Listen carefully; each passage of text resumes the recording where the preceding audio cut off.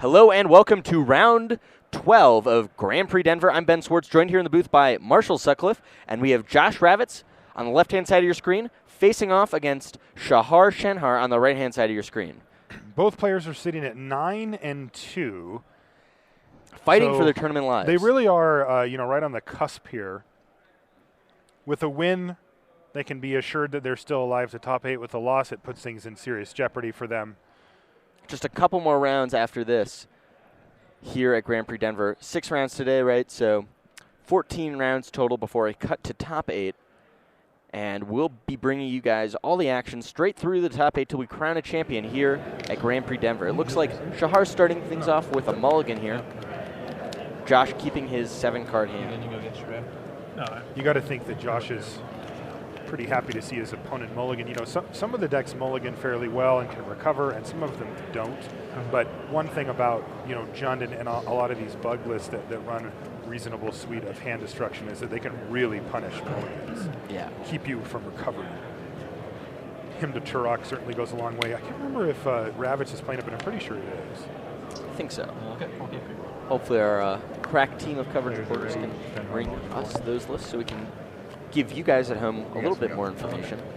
And Shahar on the play is going to start things off with a turn 1 Thoughtseize. Well, this is nice for us because we get to see everything here. We see Verdant Catacombs, a Deathrite Shaman, actually 2 Deathrite Shamans. There is a Tarmogoyf, a Bloodbraid Elf, and there's also a really nice looking Swamp and a Dark Confidant. So what do you think he's going to take here? If he takes the Dark Confidant, that can sort of keep Josh from just going off with a whole bunch of cards for the rest of the game, although Shahar might have an answer for it, so we don't know. Taking one of the Deathrite Shamans kind of doesn't get you that far since he's got a backup Deathrite Shaman there. I would probably take the Dark Confidant. I see that Shahar, I believe he has him to Turok, Umezawa's Jite. All right, he did take one of the Deathrite Shamans. I think he's also got a Jace and another land in his hand. And there was one other. Oh, I guess that's it. So Josh is going to play Swamp Deathrite Shaman here. So he still gets to hit that turn 1 Deathrite Shaman, even though he had one thought seized away. And Shahar will draw for his turn and likely cast that him to Torok on turn 2 against Josh Ravitz. Probably fetching up a Bayou here. A Bayou, yeah.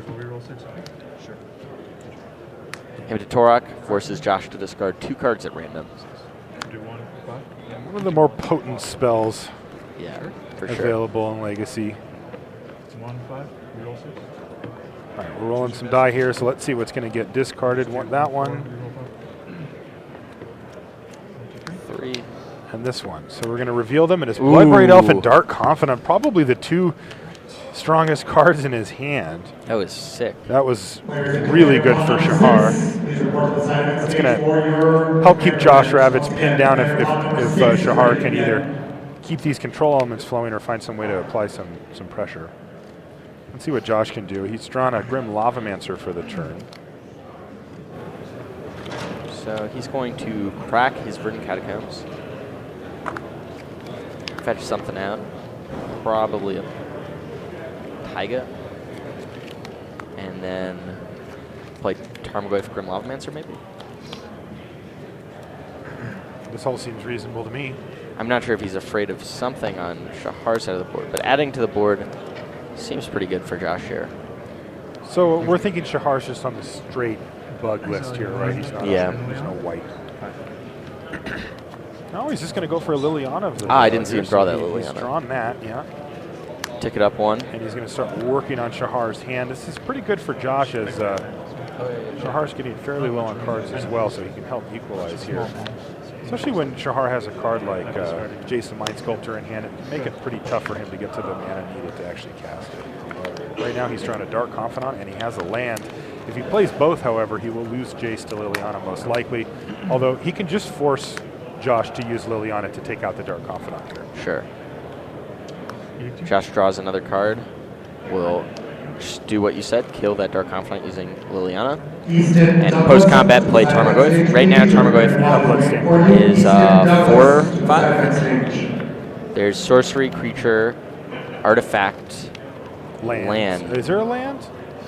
Yeah, there's the Verdant Catacombs from Rabbits down there. Hey. So the question is there an instant? I don't think so. I don't think there is either. So 3-4. Actually, is that a Lingering Souls in Shahar's hand? It is. It is. Okay, so it looks like he might actually be on that list after all. Probably going to get Scrubland here, I guess. Maybe not 16s, right? Cast Lingering Souls. Get 2 1/1 Spirit tokens. This is pretty reasonable play for Shahar here. This can help keep him alive long enough to cast Jace. He can also just take some damage here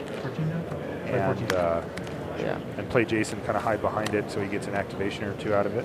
Before Josh untaps, he's going to get rid of that Lingering Souls. Get Deathrite Shaman, forcing Shahar to drop 14 life.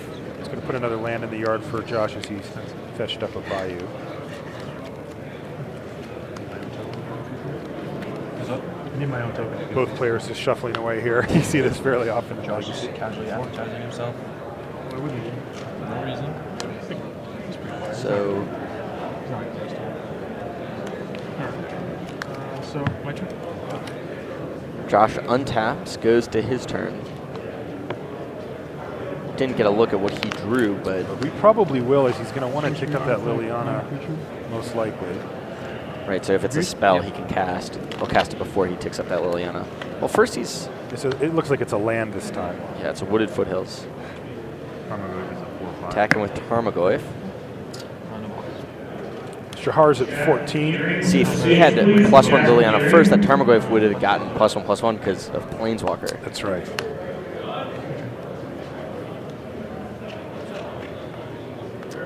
And Josh passes it back to Shahar. Shahar draws Brainstorm off the top. And he sees a Liliana, a Scrubland, and I believe a fetch. Yeah, for Catacombs. So he can play a land. Yeah. He can set up Liliana next turn to blank Josh Ravitz's Liliana. What is Liliana on right now? 2, 3. If it's on 2, then it dies, right? He can play his own Liliana the following turn. Looks like we've It's got on 3. perfect for Rabbits, that is. We've got the deck list, and yet Shahar is playing the Ifro deck. Rabbits playing Jund.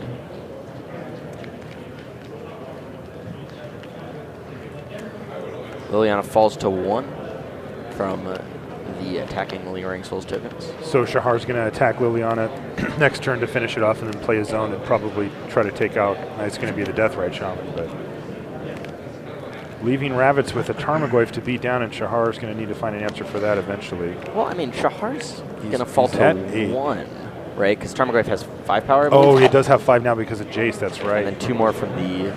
So actually, Shahar's looking pretty dead here, right? Very, very close. He's going to take 5, and then it's Deathrite Shaman, untap Deathrite Shaman. Yeah. Back to 4. You got rid of the Brainstorm. Yeah, he's fine. Okay. Yeah, I thought he was. So Josh looks like he's about ready to finish off Shahar here.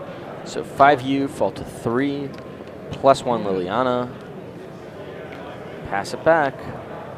Okay, Shahar, what do you got? No, it's 5. It's still 5. It's I think you're just dead. So you're saying... So I either cheated last time? You can't crack that fetch because you're sitting on 1 life. We just got it wrong. Looks like they have a little bit of a life discrepancy here, and they're just making sure. Good. All right, Or so this, effectively 1 life. yeah. So I don't know if Liliana's, going to do it here. I mean, I wonder if Shahar should shuffle that away with Verdant Catacombs. Nope, that's it. He's just going to scoop. Josh Kravitz takes the first game here against Shahar Shenhar. I guess he just dies if he uses Catacombs anyway. So Right. Shahar had no way out there, and he loses game 1. Players go to sideboards. And let's take a look at these players' sideboards. What do you think Josh and Shahar are thinking about while they look at their sideboards? What is the record over here? Well, Rabbits has 3 Duress, which look pretty appealing here. Okay. Catch 1, game 1 on the other. He's also got a life from the loam, which is kind of interesting. Can start recurring wastelands. It looks like, Shahar's deck is pretty greedy for colors. Being full 4 colors means that he can't get away with too many basic lands. That's definitely true. Shahar, in his sideboard, might want to bring in the one Sower of Temptation for opposing Tarmogoyfs. That Batter Skull maybe to fetch up with Stoneforge Mystic. But and Swords of Plowshares perhaps. Not too much. You can see our other matches also in shuffle mode here.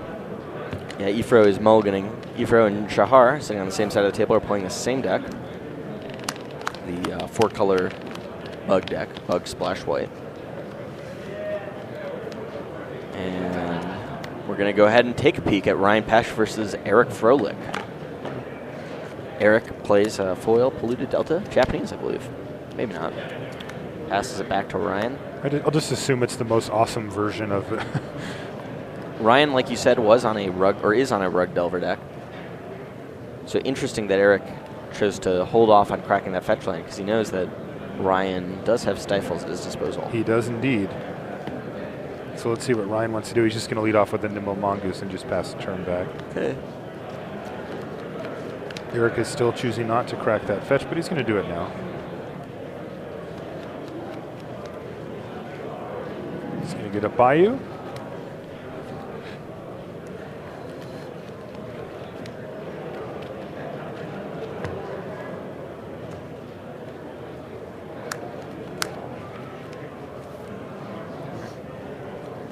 Play Dark He's Confidant. going to play a Dark Confidant on his turn too. So it's an interesting situation. I mean, Ryan is a deck that's playing Lightning Bolts.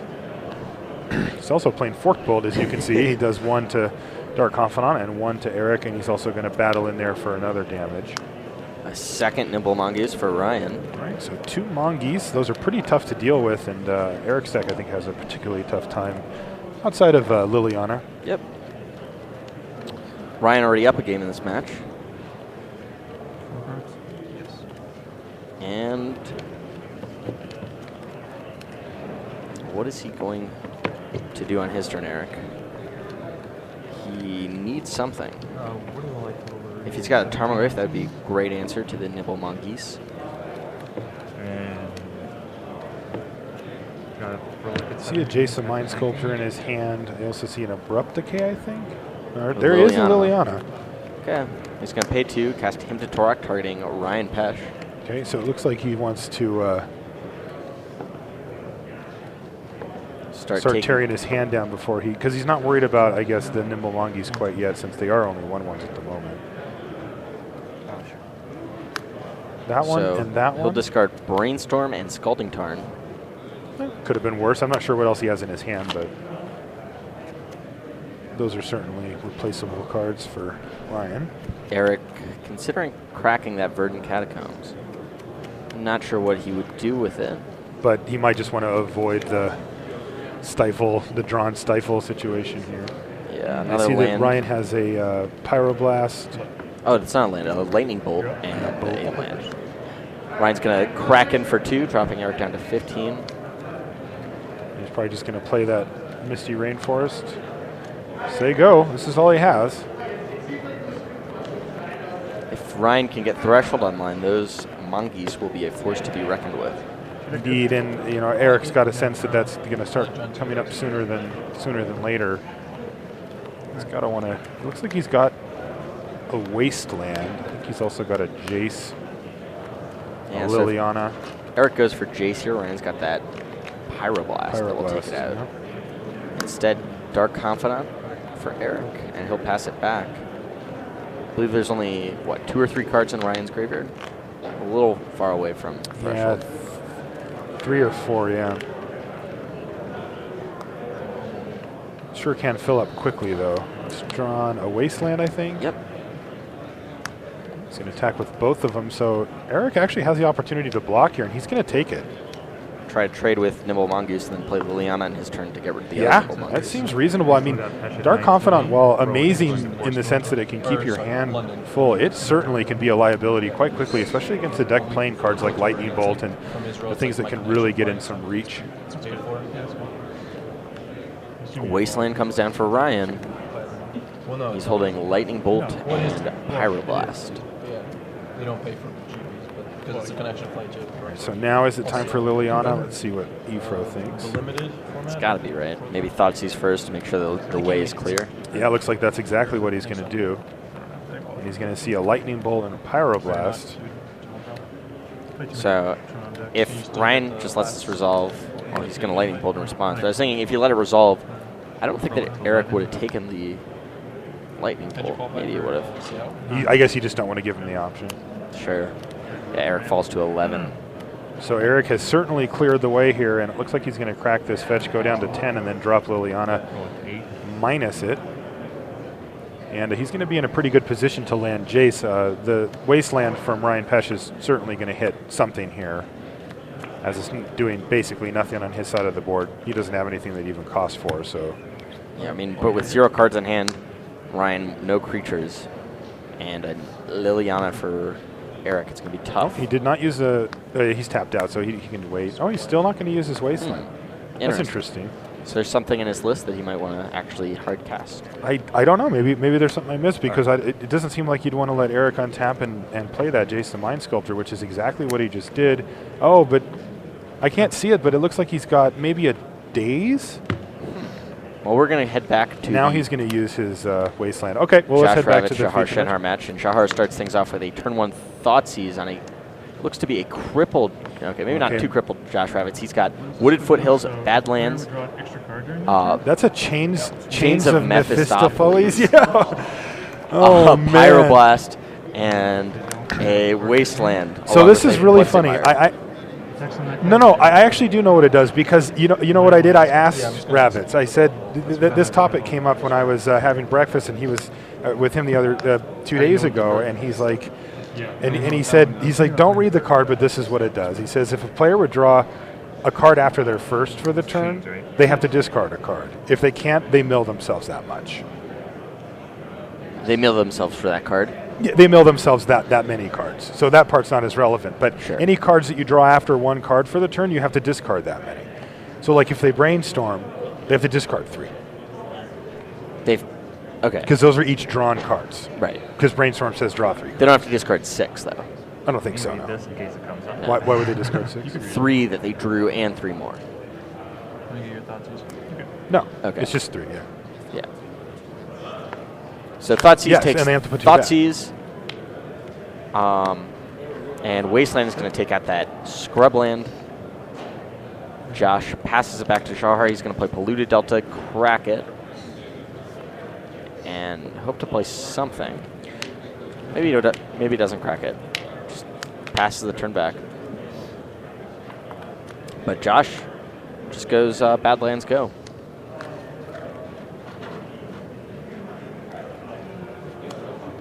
Polluted Delta gets cracked. For Shahar, he's going to fetch out from his deck an Underground Seed. They have chains of what is it? Mephistopheles. Did you not take like a classics class? I don't think I did. Anyway, and I have that up just in case it does come down. But First, I was just saying Joe. Yeah, the original text is really sweet. But even the Oracle text is still pretty It only costs 2 mana, 1 and a black. Yeah, it's only 1 and a black to cast. It's an enchantment, so it'll just stay out. All right, so it looks like Josh is just going to Pyroblast away a Brainstorm right off the bat here. Yeah, and hope to He's going to crack a resolve fetch, and there it is.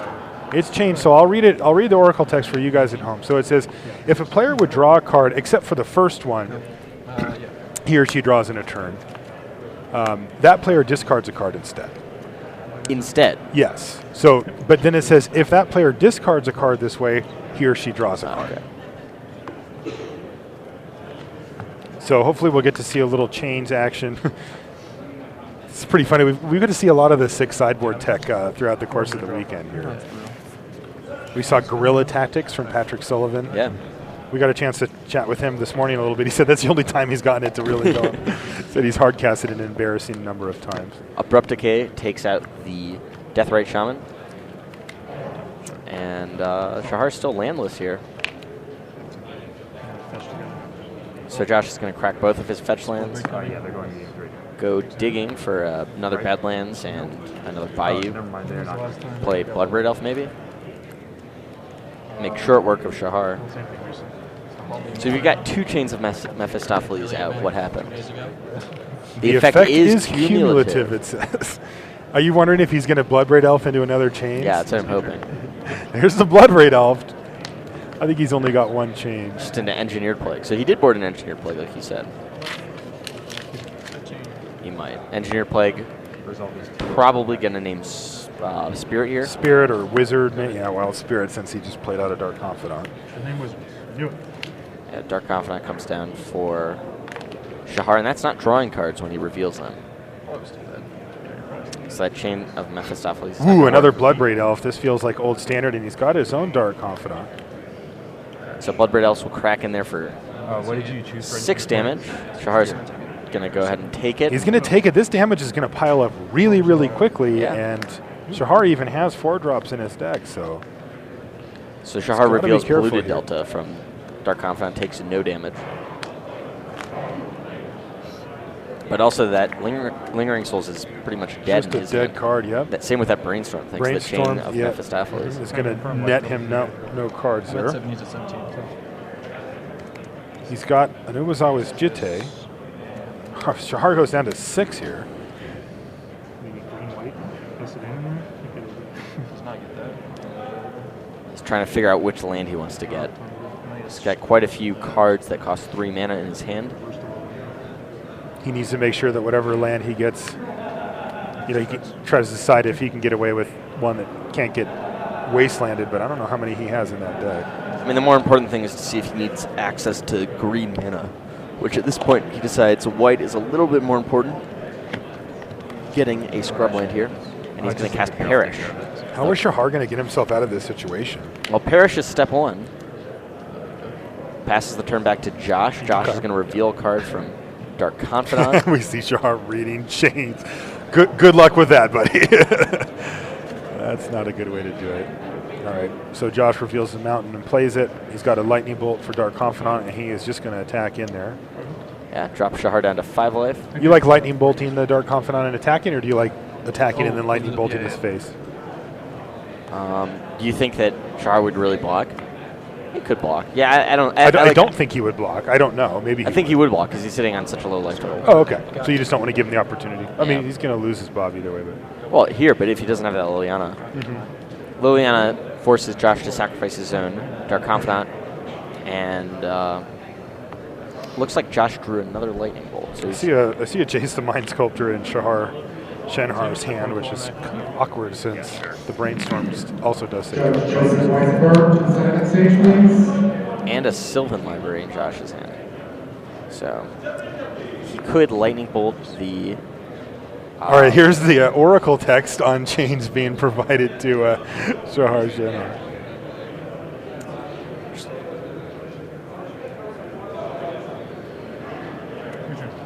Shahar seems content, and Josh just passes the turn not doing a thing, holding up that Lightning Is that a Bolt. Sower of Temptation? It can't be, is it? Yeah, it's possible. He's got it in his sideboard. Oh, okay. Yeah, it is indeed then. Not too effective right here, but So Shahar's at a very precarious life total here, and he's facing down 2 different enchantments doing wildly different things. One of them just blanking Lingering Souls in Shahar's deck, and he's got one in his hand. And the other one limiting the effect of card draw. It looks like Lingering Souls is going to hit the bin. Yep, I guess it's going to be the Brainstorm. Both of those are far less effective with chains out. a land discarded for Josh. Umezawa's Jitte comes down, and Shahar passes it back, holding up just a wasteland. Him to Torok. Him to Turok. 3. Just roll once and 3 cards. Yeah. 2, 3. Which one are you going to keep? 3, 4, 2. 2, 3, 4, 5, 6. He's going to Keep go this one. Looks like you're going to keep Chase the Mind Sculptor and draw Dark Confidant. Wow, that's huge. Not only is it a creature You want card? that allows you to draw a bunch of cards, but it can also be equipped with the Umezawa's Jitte. And he just has to go for it, right? Yeah. I mean, Josh has Lightning Bolt to take it out. But I think Josh wants to wait to untap, because if he draws another Lightning Bolt, he can just kill Shahar. Yeah. He can also just let an activation happen, right? That too. I mean, if it hits any non-land, and he can always lightning bolt the Dark Confidant on Shahar's turn. Yeah, Life from the Loam for Josh. He's going to get back a couple of fetch lands and a wasteland. Yep. So he's going to be able to keep Shahar off of blue mana here. Which is going to... That's better, yeah. Well, okay, Looks keep like him he's off just white mana. But more, also giving him more cards in his hand. So Shahar reveals Thoughtseize, and then still an upkeep, and then a lightning bolt you. And that's going to be it. Josh Ravitz improves to 10-2 here on day 2 from Denver. Could have probably won. Our other match is already finished.